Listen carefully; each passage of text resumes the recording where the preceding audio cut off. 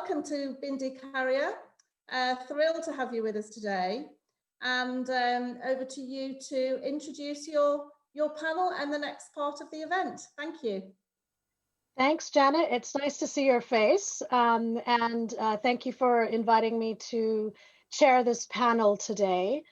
We're going to talk to 4 amazing leaders, entrepreneurs, chairs, NEDs, who have really seen their businesses work throughout this crisis. And I just wanted to start by saying it's been a long, crazy 6 months. And just reaching out, knowing that many of you might be at home with your families, you may be home alone, you may be with flatmates, you might be lucky enough to work in remote, exotic locations. And all of you are there doing the best you can with your businesses and juggling the families and the multiple balls that you're juggling right now. And we're approaching a second wave. So I think this is such a timely time to really talk about leading in a crisis. And so with that, I'd love to introduce the 4 great speakers. We have Darina Garland, the co-founder and chief experience officer of Ooni. We have Sharmadean Reid, the CEO of Beautystack. Suzanne Given, who is an NED and chair of multiple digital companies and FTSE companies as well. And Maria Raga, the CEO of Depop. So I think what I'd like to do, ladies, is with each of you, just a really quick intro to who you are. And in about 2 minutes, how have the last 6 months been for your businesses? So Darina, I'm going to start with you. Tell us a little bit about Ooni and then what's happened in your business, very high level over the last 6 months. Oh, thank you so much for having me, and thank you for the intro, Bindi. We have had a really extraordinary time at Ooni. Generally, things have been incredibly good, I have to say. We were able to pivot to moving fully online, so being able to work remotely is a blessing in this time. And because of our product being a product for the home, so we make pizza ovens that are about making great pizza at home, then they've been something that's been truly in demand around the world. So we have had a lot of challenges, but we've also had a lot of success and press and interest and orders coming in thick and fast. So we've grown, definitely accelerated, I would say, at least a year or 2 years in terms of our already ambitious plans with orders. We had manufacturing issues in the beginning because we produced mostly in China, and of course there was a knock-on effect from that. And of course, we've had challenges with team members being alone or being isolated and being concerned during the pandemic, which I think is a kind of global concern. So that's a massive part of my role, is to keep the team motivated and happy and consider well-being. And it has been harder during this time. We've, like Claire said, we've increased comms dramatically. We were already a very open team. But yes, in a nutshell, we have had a really, really strong year. And because we're in so many different business networks, we're nothing but grateful because of the position we're in and the fact that we're able to keep growing. One other thing is we've hired about 25 additional customer support team, which is pretty radical. We had 3 at the start of lockdown. So because of the incredible interest and the backlog and all of the inquiries, so the team continues to grow. Thanks, Darina. And we'll get into much more detail around that in further questions, but thank you for that high-level summary. Maria, I'd love to hear 2 minutes on Depop and a little bit just high level about what's happened the last 6 months, because I will go into much more detail throughout the panel. Maria, you're on mute. Sorry. Yeah, I was just saying, thanks for having me. It's a pleasure to be surrounded by these amazing women. So first of all, I don't know if everybody knows what Depop is. Depop is a marketplace for pre-loved fashion. We have a community of more than 24 million users that are primarily young, very passionate about creativity and self-expression. And we basically exist to help them find their identity, learn the basics of business, and at the same time doing something good for the planet. Now, in terms of these, past few months, for Depop, it has been similar to what has been described by Darina.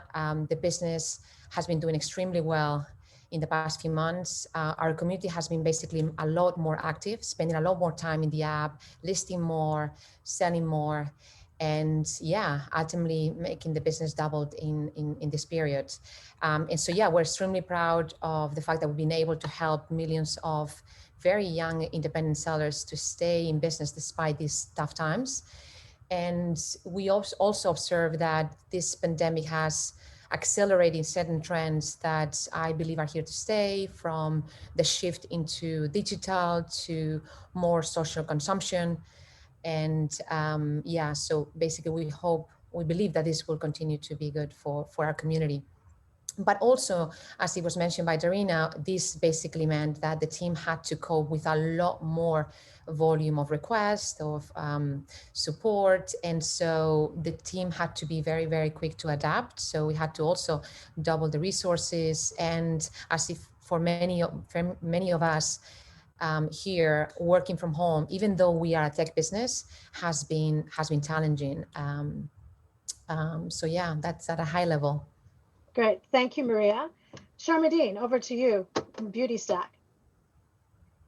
Hi, everyone. Thank you so much for having me. I'm Sharmadean Reid, founder of Beautystack, which is a social network for booking beauty and wellness treatments. So over the last 6 months, unfortunately, the government mandated that we close operations, right? So beauty was unable to operate from March the 23rd onwards. It was opened up in waves, partially in July and then mainly in August. But for an early stage company like us, it was very, very difficult to essentially know what to do. So in terms of the business model.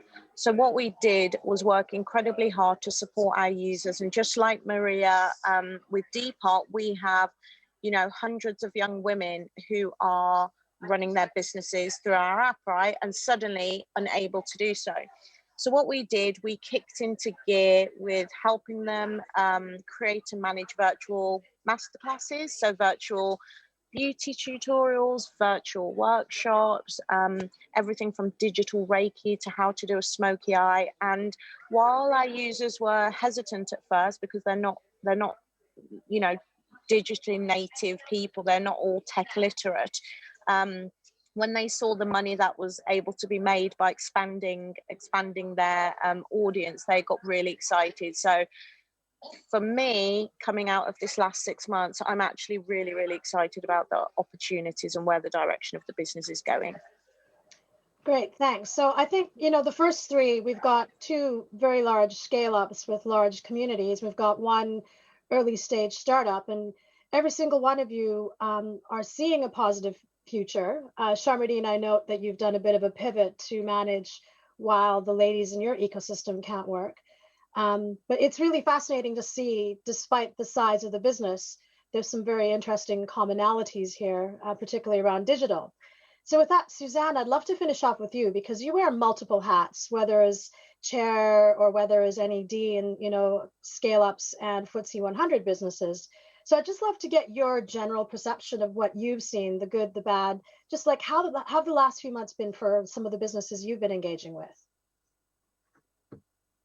Susanne, you're on mute. There we go. That's better. I think there have been quite consistent challenges, actually, whether it's an early stage business or it's a large FTSE 100. When this started back in March, nobody had any idea as to what was going to happen here, how severe it was going to be and how long we would be in lockdown. And so I think everybody immediately went to the balance sheet situation to make sure that there was flexibility and there was enough funding and debt provided around the businesses, frankly, whatever the size, to see them through what was at that point in time looking extremely concerning and quite frightening for everybody. So I think first of all, it was a balance sheet conversation. Then immediately after that, it became a working from home and technology situation that everybody had to affect. And again, it didn't really matter what size of business you were in, you suddenly had to provide solutions to your teams and for your customers for you to operate effectively. Those businesses that are engaged with stock then had the big imponderable, which was how much stock are we going to need here? Are we going to need what we have? Are we not going to need it? And trying to understand what the medium term looked like. So that became the sort of fourth level, I guess. For some of the business I'm involved with, there are clients, it's third-party clients. So for instance, on the warehouse side of the real estate investment trust that I sit on, where we provide leading edge warehouse facilities for the like of Amazon and Ocado and so on.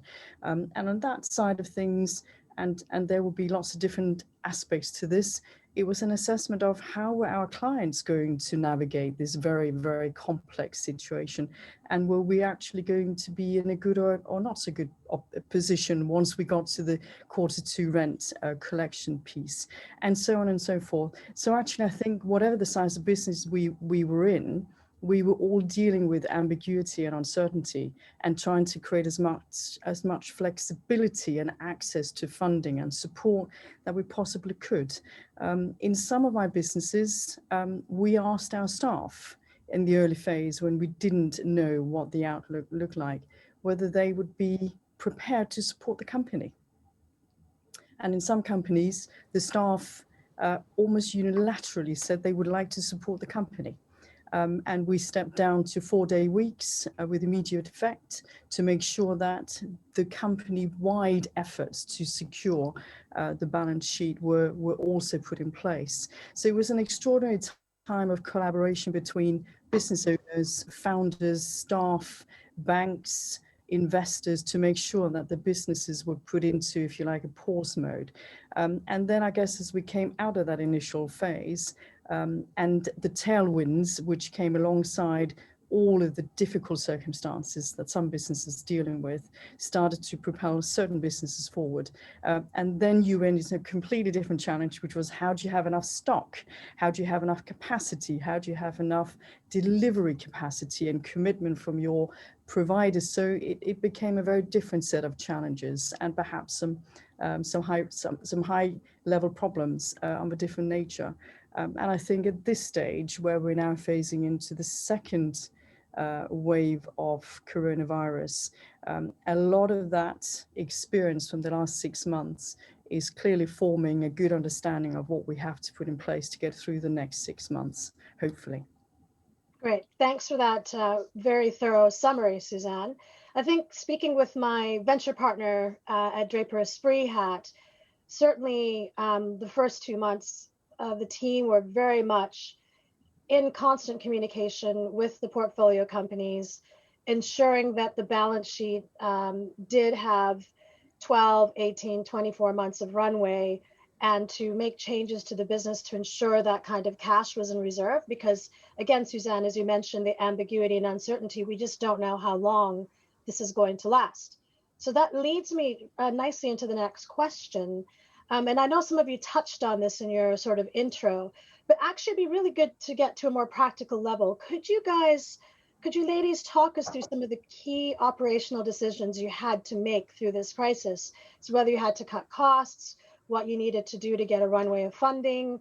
I know some of you mentioned you were hiring more customer support staff, all of that stuff. It would be really interesting, I'm sure, to the ladies in the audience. What are some of the key practical operational decisions you made? And if we can go through that quickly, then I'd love to step into the company culture next. So Darina, I know you had some great comments on that when we were doing our briefing call. So let's start with you and Ooni and some of the operational decisions you had to make. Yeah, as Suzanne mentioned, it was a lot to do with stock and how much to order. You know, originally we thought this could be a little blip of positivity and like incredible sales, and then quickly realized that we had to keep replenishing and ordering big. And probably our biggest decision for us is about next year and what this means for us and the sort of tail of COVID. And we hope that beyond COVID, that our customer demographic will be interested in Ooni, and this is not just a blip in the ocean. We're very positive about kind of the basis and the foundation we've got now. I think that, yeah, as you mentioned, the key operational decisions were we've had an incredible, beautiful community since the outset. People love pizza and they love to geek out over it and support each other and share pictures and connect, and it's truly universally loved. I mean, what was not to like about pizza? So it used to be a joyous place on the internet, and actually with our pre-order status and people having to wait potentially up to 3 months for an Ooni, the rage started to come, and you know, it went from being like an absolute, I don't know, pot of gold, a corner of the internet that's joyful, to having quite a lot of grumbling and a lot of incoming. So having to hire, we've hired in batches continuously more to stay on top of tickets and to have response times come down. And we've actually made customer happiness our at the North Star metric, up there with revenue, which was a pivot from, you know, what we had previously. It's always been truly important to us. You know, it's the same before we jumped on the panel, that if you have a consumer brand, people love your product, they tell their friends, and that's how you scale. And that has been what's happening. But when people are grumpy and waiting for the products, we knew we had to be as brilliant as communication as was humanly possible. And so I've hired heavily in that realm. So yeah, a lot of the stuff now is about ongoing comms, about making sure that we have the absolute minimum response time possible, and to keep on delivering, and really consider a much bigger scaling opportunity for next year, because we want to be able to really fulfill the demand in Ooni. So we're hiring in all departments really to enable this scale to happen more quickly. And one of the most amazing hires we made was our recent CMO, who we brought on from a hero company. So I think the advice would be to always kind of pitch high and get your absolute dream team in place.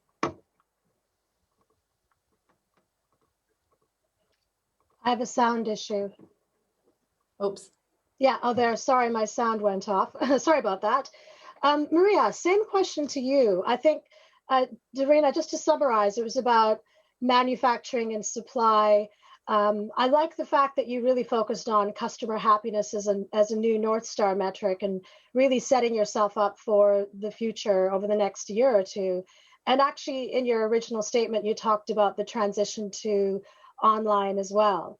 And so that's actually really interesting. How about you, Maria? What kind of really big operational decisions did you have to make, and what can the ladies in the audience or the gents in the audience learn from some of the insights you built over this crisis? Yeah, so similar to what has been mentioned, there were a couple of phases to this. So the first one, when we saw the business contracting a little bit at the beginning, when it was unclear what was going to happen, we decided to take a bit of, quite prudent view about the future. And so we decided to cut our marketing spend, we frozen our hiring, we even took a salary cut, the executive team, for a number of months. And this was actually quite a hard call, because at the time when we were setting this new prudent plan, the business started to grow. So it was hard for the team to understand why we were doing this. And the reason was because we were very uncertain about what was going to happen. But then when the business started to grow at a crazy rate, then we said, well, you know what, now we can start to be a bit more relaxed about certain measures. We decided to reprioritize some of the product deliverables. So for instance, we had a partnership with My Hermit so that we could do home collection instead of having to go to the post office. And so we started to sort of like adapt to the new times, knowing that we didn't know how long this was gonna go for. We still don't know how long this is gonna go for, right? But yeah, it was more about adapting to the new reality, hiring more people, as I said earlier. And then lastly, like trying to be as close to the community as possible, because in the past we've been doing lots of events, and of course all of those things were not possible anymore, right? So we opened up a Slack channel to communicate with our top sellers. We did a lot more CRM to make sure that our community felt safe. And yeah, that was at a high level the operational changes that we've done. Excellent. Thank you for that. And Sharmadean, you're much earlier stage. What are some of the kind of things you did? I know you were talking a bit about a pivot, but what are some of the other kind of operational decisions you had to really focus on in this period of time? Yeah, so I think, like Maria said, that the phases of it were the most difficult to catch up with, because by the time that you'd made a business decision, decided to implement it, everything was changing and the rules were changing, particularly for us with where we had to very, very closely follow government mandates for our industry. Initially, my focus, in fact, the whole way, my focus was about conserving cash. Knowing that we were pre-product market fit and pre-revenue, we have spent the last 18 months running lots of experiments, like whether it's digital experiments or event and acquisition experiments. And what we did initially was I just decided to cut anything that was, you know, superfluous to the core of the business and focus on the only three things that mattered, which was getting our app launched, maintaining productivity with the team, and keeping a really, really close eye on our costs.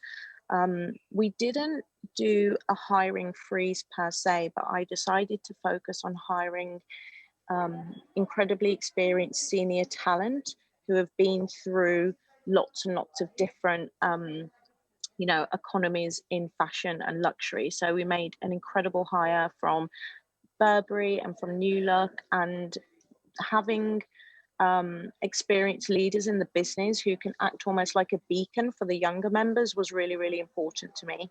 The other thing was maintaining the mental health of the team, and by doing that, maintaining productivity.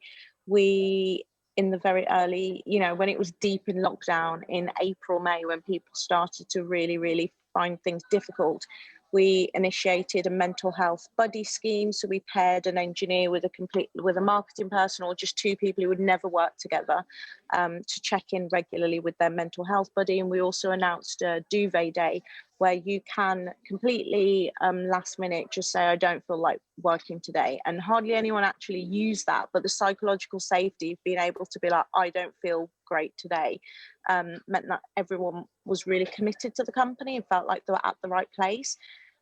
It's been interesting for me because as a founder, I really vibe off brainstorming and ideas and new projects, and not having that regular team around me to do that, I've had to adapt. I'd say that the team have actually probably adapted better than I have. What we've got right now is we come into the office on Mondays and Fridays only, which I think will change, which we use more as brainstorming ideas, and then everyone works from home Wednesday, Thursday, Friday. And I think that that's the thing that we're grappling with at the moment, is as the rules keep changing, should we be all working from home and just get used to that, or otherwise?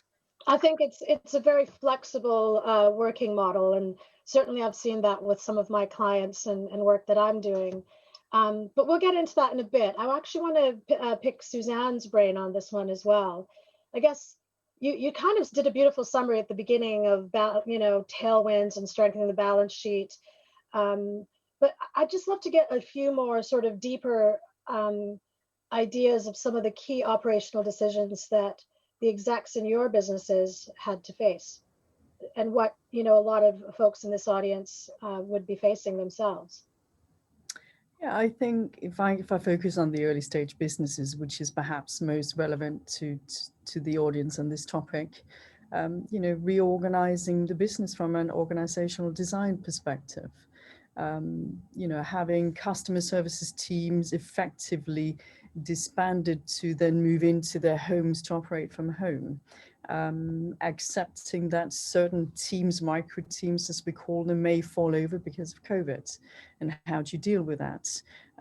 Introducing technology support to support those teams and the business, importantly, like on Babel, so that if your customer services team in Germany goes down because of the regulations there, you can switch that entire operation into the UK, and so on and so forth. Deciding that perhaps because of the challenges, you would no longer have country teams in every country, and reorganizing the business to become slightly more centralized than it might have been in the past, to create a different business model from a cost perspective. These are all very difficult positions, and actually it doesn't matter whether you've got headwinds or tailwinds, because things have changed so dramatically in terms of customers and fulfillment. I think businesses who are on the front foot whether they have tailwinds or they have headwinds, will have gone through their organizational design and looked at it critically to understand, is it fit for the world we live in and we will live in for the next 18 months potentially. And so my businesses have had to do that with a clear eye on opportunity, but also a radical view in terms of, well, actually, because of the way we're operating now, what do we no longer require in the business, and taking tough decisions based on that. Yeah. And I think some of those decisions are relatively straightforward to take, some of them are not. And, you know, making sure that you are keeping an eye on the short, immediate term, which is managing a crisis, but also being clear about, hang on a minute, in a year's time, things will look different again, and making sure that whatever changes you make are things you can reverse if you need to.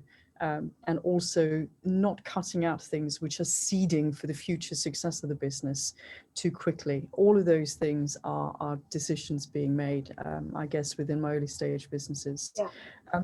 Things like advertising campaigns, where you've got a business that is operating both above and below the line with big marketing budgets comparatively, you know, determining where those marketing dollars are going to go if you're going to cut back by, say, 25%.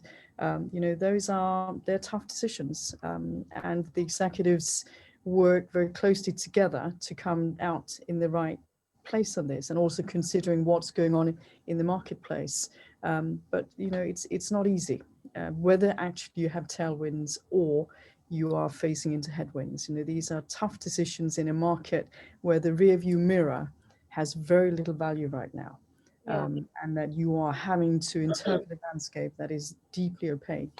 It's been a tough 6 months. Yeah, I mean, and that actually, Suzanne, leads me nicely into the next question, because you've all had to make tough decisions for the good of the company. You all might have been scaling rapidly. You might have had to pivot. You might have had to cut your marketing budget by a significant amount or completely, you know, kill the budget. What have you done around company culture and keeping the team morale up? And I like what Janet had to say, you know, when she was talking earlier, which is around collaboration, communication, and keeping your eyes on the customer. But what have you done? Can you give some practical hints and tips about what you've done around communication and team morale? So Maria, why don't we start with you, given the kind of community you work with, then Darina, and then we'll go to Sharmadean. Yeah, so I must mention that for me personally, it was even harder because I was on maternity leave since February. So I was involved in the business earlier than I had anticipated, given the pandemic. But, you know, like in any crisis, when things like this happened, it's always an opportunity for the team to really get together and, you know, galvanize all the efforts, work more cross-functional. But in terms of what the team did to make sure that, you know, the culture and the vibe, the energy that for Depop is so important. Like if you were to come to the office, you will feel the vibe of our community just by coming into the office, right? So not being able to have that, it's obviously something that, you know, it kills me in a way. Like Sharmadean was saying about creativity and how, you know, it's for our teams, it's so important to be close to each other. So the type of things that we've done, which I'm sure is very similar to what other people have done, is, yeah, to constantly communicate, being as transparent as you can, always in a timely manner, and give the team the opportunity to ask questions. So we open up a Ask Me Anything session on Tuesday where anybody can dial in and ask any question, whether it's about the business or about what's going to happen in the world. And so just giving the team the opportunity to open up and show that, you know, we are there to also take care of the well-being was extremely valuable. Excellent. Darina. Hi. You hired 25 new people. That must be interesting to onboard them into company culture when they're all remote and working from home. How did you do that? It's probably about maybe like 35, 25. Oh, wow. Okay. Yeah, 25 were just in our Ooni experience customer support team. It actually, I've been super proud. I think it speaks a lot to how much work we've done on culture previously to like build up a really open, collaborative, warm team. Our values are incredibly important, and that's how we hire. So kindness, passion, rigor, innovation, and ambition. So the kindness and the passion ones have really come into their own during this time, and you can just see, even though it's hard, the new team members understanding that it's remote, and the existing team members really stepping up and onboarding people with something really close to our old culture, and in fact it's developing every day. I think that morale-wise, we have had some moments actually, because we've changed our targets and have grown so quickly. There was a bit of confusion about it. I think learning to communicate differently. I don't know about any of you, but just like today, when you're speaking to so many people on Zoom without a response, like got 80 odd staff around the world, and there's very little feedback, it's much harder than when you're presenting in real life, and that's been a learning curve, and to try and make it as interactive as possible to encourage that real, an actual conversation.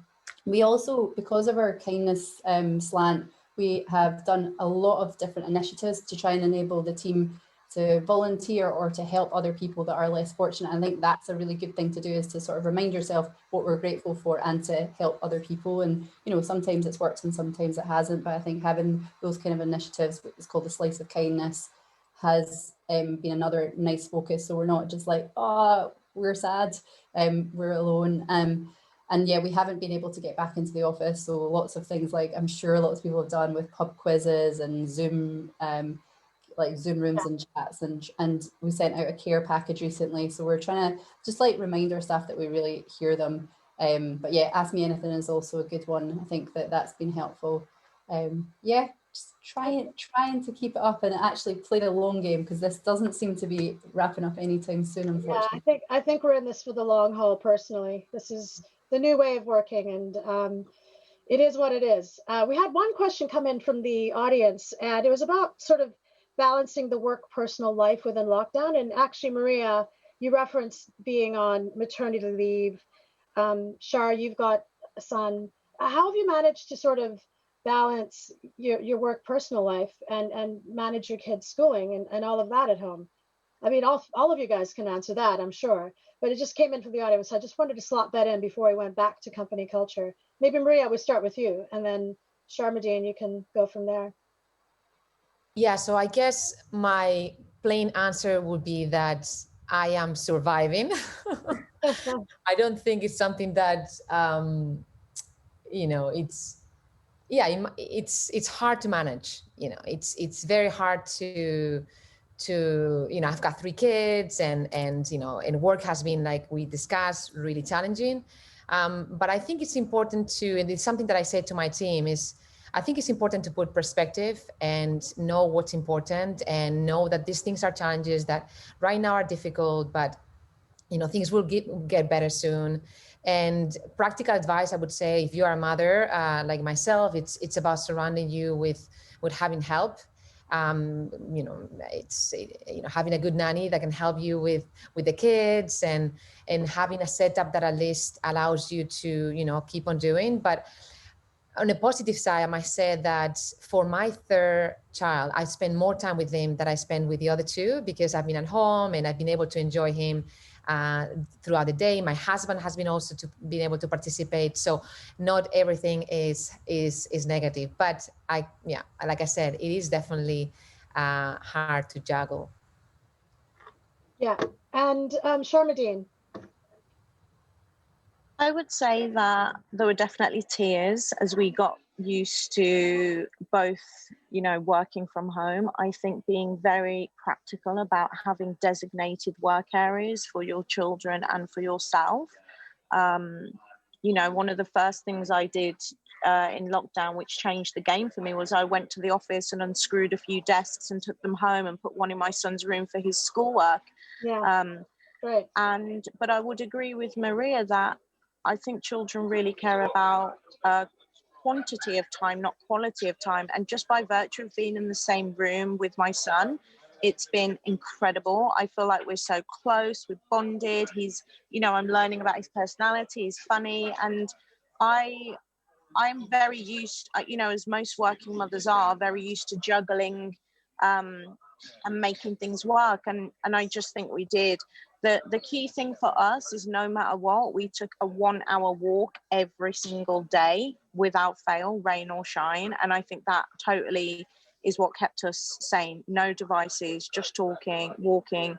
It was really good for mental health.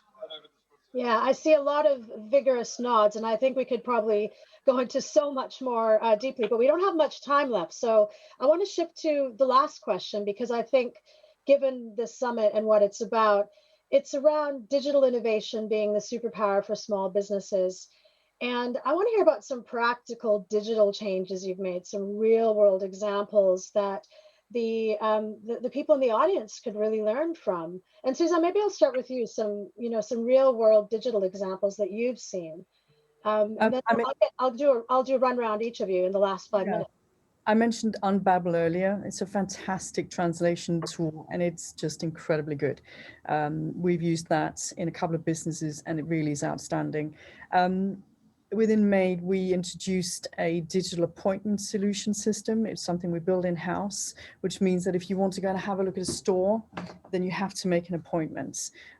It's been incredibly successful again. I think that whole piece with knowing when you'll be seen and seeing somebody who's got time for you has delivered conversions which are off the charts. So that's been very, very helpful too.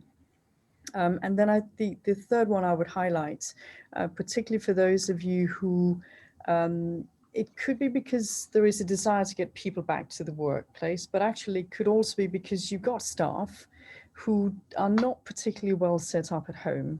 And to Sharmadean's point earlier, having that differentiated space between you and your family is not as easy for everybody. Not everybody has that space and those facilities. And so therefore, we've done surveys in a couple of my businesses and asked the staff, what do you want?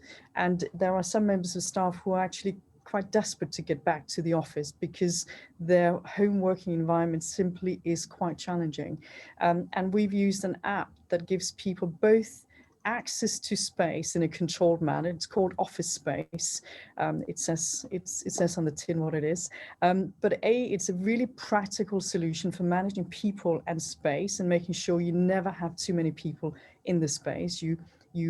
Every single location is numbered and captured, and you book a location effectively, and it's all set within rigid parameters, and it also has a track and trace function. And so therefore, if you end up with, sadly, somebody contracting COVID, you know exactly where they've been sitting and who they have been around.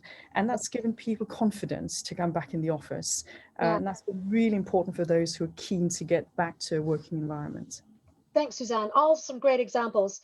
Ladies, we only have 5 minutes left, so I'm going to have to run through each of you. Maria, can you give us some practical examples? There's so much we could talk about, but unfortunately, the time goes too quickly, doesn't it? Yeah, there's so many things I could talk to you about. Yeah, so I guess my practical examples, well, Depop is a digital product, so it's not about like specific digital innovations that we've done. For us, it's been more about continue to work very closely with our community, despite being working from home. And so we continue to co-create campaigns with our users, and they are basically the protagonists of many of the campaigns. And we continue to build moments that resonate with them from a cultural perspective, very linked to what Claire said about being close to your users and to your community. So for us, it's something that we have not stopped doing and we will never do. Okay, thanks. Darina, you mentioned you did the biggest shift to online and you had a lot of focus on manufacturing. So what are some practical things that you have changed? Darina, you're on mute. Classic. We've always been 50-50 online and B2C, but actually we pivoted way more to being online, and our retailers have as well because they're often closed. So that's been a really interesting shift, and we're looking at people who can really tell our story online and help build the whole category of backyard pizza ovens with us. So that's one big thing, and yeah, it's more of a slide into that rather than a brand new initiative.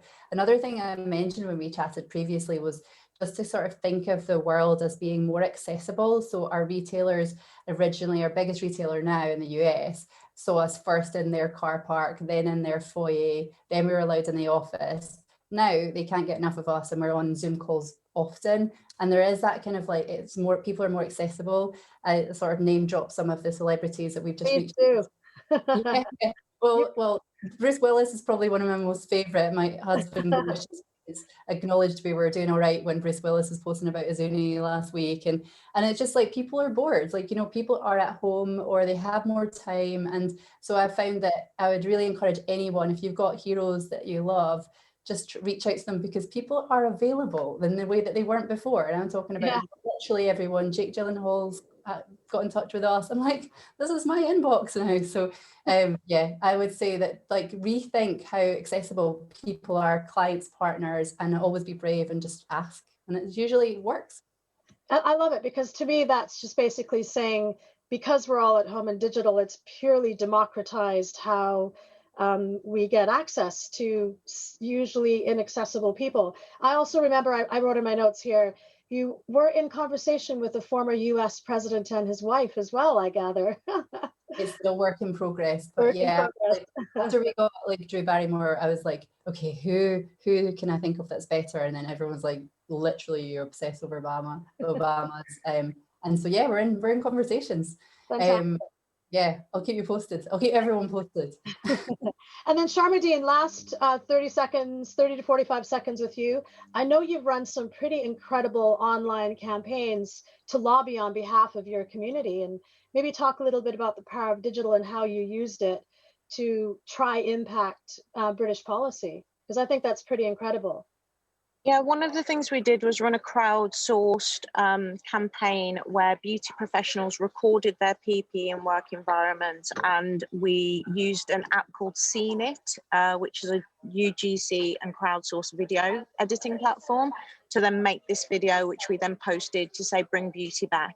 But I do want to say that actually the biggest digital innovation for us is virtual treatments that are the most unexpected, as in virtual meditation, virtual facials, things that you would never ever imagine. Oh, I can call my practitioner and get a really, really similar effect. Like I did a facial acupressure session with Sarah Braddon online. That to me was like super surprising, that digital Reiki, tarot, and all of these things that you've assumed have to be done face to face, don't have to be. So yeah, book a virtual beauty treatment and support your local beauty professional. Excellent. I will definitely do that. We all need a bit of pampering now and then. So ladies, I was such a quick time, but thank you so much for dialing in and sharing some of your insights.